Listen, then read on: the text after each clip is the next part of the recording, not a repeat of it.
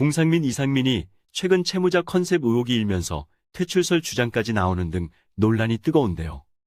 오늘은 이러한 논란이 왜 제기되었는지, 진실은 무엇인지, 대중들이 외면하는 이유는 무엇인지 등을 자세히 살펴보겠습니다. 이상민은 최근 SBS 예능 신발 벗고 돌싱 포맨에서 빚이 9억 원에서 16억 4천만 원이 됐다. 7억 4천만 원 추가됐다고 말했죠. 빚을 다 갚은 줄 알았는데 뜬금없이 오히려 증가했다고 밝혀 대중들을 의아스럽게 만들었습니다. 특히 이상민이 그동안 밝힌 내용은 앞뒤가 맞지 않는 것이 너무 많습니다. 그의 말을 어디까지 믿어야 할지, 대중들이 속고 있는 것은 아닌지 의문이 생길 수밖에 없습니다. 빚과 관련된 그의 발언을 타임머신을 타고 돌아가 보겠습니다. 그는 1994년 혼성그룹 룰라의 리더로 연예계에 데뷔 4개 붐을 일으키며 큰 인기를 끌었는데요. 그러나 3집 천상유해가 일본 6인조 그룹의 곡을 대부분 통째로 표절한 것으로 드러나 국내 첫 번째 최대 표절 사례로 팬들 기억 속에 남아 있습니다. 당시 이상민은 자사소동을 일으키기도 했죠. 이후 그는 음반제 작가로 성공가도를 달리다 2004년 사업가로 변신, 127억 원을 투자해 1000평에 이르는 초대형 규모의 격투기와 공연 등을 감상할 수 있는 레스토랑 김미파이브를 설립했는데요. 그러나 이곳에서 격투기 선수가 사망하면서 사업이 폭망, 2005년 11월 부도가 나면서 소유재산 49억 원을 모두 날리고 69억 8천만 원의 빚을 지게 됐다고 밝혔습니다. 이상민은 또 2018년 말 자신이 진행하던 MBC 섹션TV 연예통신에서 2012년에 가족빚 48억 원을 알게 돼 갚는 중이라고 공개했습니다. 이를 종합하면 2005년부터 2012년까지 부채가 총 118억 원에 달한다는 것인데요. 이후 그의 부채 상환액은 믿을 수 없을 정도로 놀랍습니다. 그는 2013년 3월 TVN 현장 토크쇼 택시에 출연해 처음 시작한 건 포장마차였는데 하루 회사에서 5시간 자면서 닥치는 대로 일했다며 현재는 빚이 얼마 안 남았다. 거의 80에서 90% 해결했다. 그러니까 이렇게 활동할 수 있는 거다라고 밝혔습니다. 그의 발언을 액면 그대로 받아들이면 7년여 만에 무려 약 100억 원 정도를 갚고 약 20억 정도의 빚이 남은 셈이죠. 1년 평균 14억 원 정도를 갚았다는 것인데요. 이를 감안하면 나머지 빚도 2014년, 늦어도 2015년엔 모두 갚을 수 있다는 것이죠. 하지만 그는 3년 후인 2016년 KBS 해피투게더에 출연해서는 거의 다 갚았다. 내년 말이면 다 끝날 듯하다고 여운을 남겼습니다. 이후 어떤 사정이 있었는지 알 수는 없지만 그의 부채 해결 기사는 나오지 않았고 궁상민 이미지로 인한 동점심과 인기로 TV 출연은 더욱 활발해졌죠. 특히 2017년 SBS 미우새에서 이상민은 채권자 집의 4분의 1만 사용해 월세로 사는 소식을 전해 시청자들로부터 짠한 동점심을 유발했습니다. 또 13년간 10억 원대의 빚을 갖고 있는 채권자와 식사를 하면서 가족처럼 지내는 진풍경을 보여줘 궁상민의 휴먼 스토리로 감동을 불러일으키기도 했습니다. 그뿐만 아니라 그는 채무액 상당을 변제해 압류해제 통지를 받았다고 고백하는가 하면 은행 거래가 가능해지고 13년 만에 신용카드를 발급받았다고 밝혀 시청자들의 응원을 받는 등 빚돌이 컨셉은 계속됐습니다. 이후 2021년 TV조선 식객 허용만의 백반기행에서는 아직 빚 갚아야 할 분이 3분 남았다고 밝혔습니다. 그러다 최근 돌싱포맨에서 빚이 9억 원에서 16억 4천만 원으로 7억 4천만 원 추가됐다고 밝힌 것이죠. 지금까지 그의 발언을 알기 쉽게 일지로 정리해봤는데요.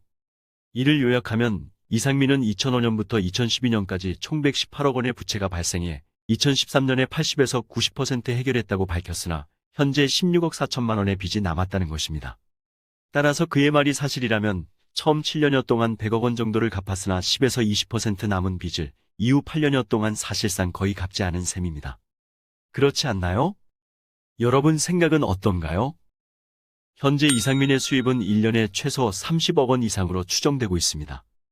기자 출신의 한 유튜버는 이상민의 예능 출연료가 회당 600에서 800만 원으로 제방료와 삼방료까지 추가하면 주당 4,360만 원, 연봉 약 21억 원 정도로 추정했습니다. 여기에 광고와 행사비까지 포함하면 그의 연간 수입은 최소 30억 원 이상에 달할 것으로 보이는데요. 이 같은 금액은 그가 수년 전부터 왕성하게 TV에 출연한 것을 감안할 때 마음만 먹었으면 이미 수년 전에 나머지 빚을 모두 갚고도 남을 액수입니다. 그런데도 아직까지 빚이 16억 4천만 원이나 남아있다는 것은 도저히 이해하기 어렵습니다. 그의 말이 어디까지 사실인지조차 의심스럽기까지 합니다. 진실일 경우 말 못할 사정이 있다고 하더라도 그가 빚을 갚지 않았다는 사실은 부인하기 어려울 것입니다. 이 때문에 인생 나락의 위기에서 궁상민 컨셉으로 재기의 성공에 제2의 전성기를 누리자 계속 돈을 벌기 위해 빗돌이와 궁상민 컨셉을 이용한다는 의혹이 제기되고 있죠.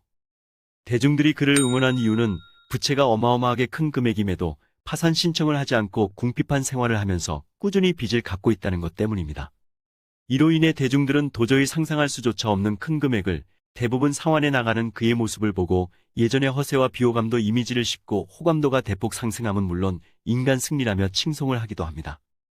하지만 이상민은 2010년 불법 도박 사이트 운영 및 사기 혐의로 실형을 받아 파산 신청을 할 자격이 못 된다는 지적이 제기되고 있는데요. 그의 혐의는 전국에 80여 개 가맹점을 둔 인터넷 도박 사이트를 운영하며 수익금 54억 원 중 2억 1천만 원을 배당받았다는 것이죠. 이상민은 대법원까지 가는 우여곡절 끝에 징역 1년 6월에 집행유예 3년, 사회봉사 160시간과 추징금 2억 1천만 원의 확정 판결을 받았습니다. 그는 2012년 TVN 백지연의 피플인사이드에 출연해 당시 매형은 불법인 줄 모르고 했던 사업이었고 내가 힘들었던 시절에 그 사업으로 번 돈을 내 계좌로 보내줘 연루가 된 것이라고 해명했죠. 그러나 법원의 면책 불허가 사유에는 사진에서 보는 것처럼 채무자가 채무를 허위로 증가시키는 행위와 과다한 낭비 또는 도박 등을 하여 현저히 재산을 감소시키거나 과대한 채무를 부담하는 행위 등이 있습니다. 이 때문에 그가 파산 신청을 하더라도 허가를 받지 못할 가능성이 높다는 지적이 나오고 있습니다. 따라서 이상민이 이 같은 사실을 알고 파산 신청을 하지 않았거나 법원으로부터 허가를 받지 못했을 가능성도 배제할 수 없죠. 이상민이 수년째 빚쟁이 컨셉을 유지하며 방송에 나올 때마다 이를 거론하자 시청자와 네티즌들이 피로감을 호소하며 비판이 고조되고 있는데요. 시청자와 네티즌들은 또 빚 얘기냐? 안 봐도 알겠다.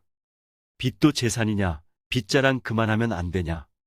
언제까지 빚쟁이 이미지 써먹냐? 아무리 컨셉이라고 해도 이제 질린다. 저번에는 다 갚았다더니 등 비난하는 반응이 대부분입니다. 특히 그는 빚이 증가했다면서도 집안을 덮을 정도로 늘어나는 고가의 운동화 박스를 보면 고개를 갸웃거릴 수밖에 없습니다. 이상민은 2017년 220켤레의 신발을 가지고 있다고 밝혔는데 현재는 무려 400켤레로 4년 동안 180켤레가 늘어났습니다. 개인의 취미생활까지 거론하고 싶지는 않지만 문제는 이 신발들이 대부분 명품 신발로 한 켤레에 수백만 원을 호가하고 심지어 1,900만 원짜리 한정판도 있다고 합니다. 그의 수집 운동화 가격이 최소 수억 원 이상에 달한다는 것이죠. 이 때문에 그가 빚쟁이이면서도 명품 운동화를 수집한다는 것은 앞뒤가 맞지 않다는 의문을 불러일으킵니다. 심지어 늘어난 빚은 아파트 구매나 자산 획득으로 인한 대출이 아니냐는 의혹과 함께 퇴출설까지 제기되고 있는 실정입니다. 결론적으로 그동안 대부분 갚았다, 다 갚았다, 조금 남았다, 늘어났다 등 오락가락하는 그의 발언으로 미루어 이제는 빚쟁이 컨셉이 더 이상 유지되기 어려운 상황입니다. 특히 그의 채무 상황은 시청자들이 알아야 할 공적 영역이 아닌 개인의 영역입니다. 따라서 빚쟁이 컨셉을 계속 유지하면 오히려 과거의 비호감 이미지를 세탁, 포장하고 인기를 연장하기 위한 노림수로 보일 뿐이며 시청자도 이제는 실증을 느끼고 있습니다. 특히 나머지 빚도 충분히 갚고도 남을 수입을 벌면서도 상환하지 않고 빚쟁이 컨셉으로 방송활동을 하는 그의 행보는 진정성에 의심을 갖게 만듭니다. 이제 유효기간이 한참 지난 빗돌이와 궁상민 캐릭터를 접고 더 이상 빚 얘기를 하지 않고 진심이 담긴 방송활동과 행보가 이어지길 기대하며 오늘 소식은 여기서 마치겠습니다.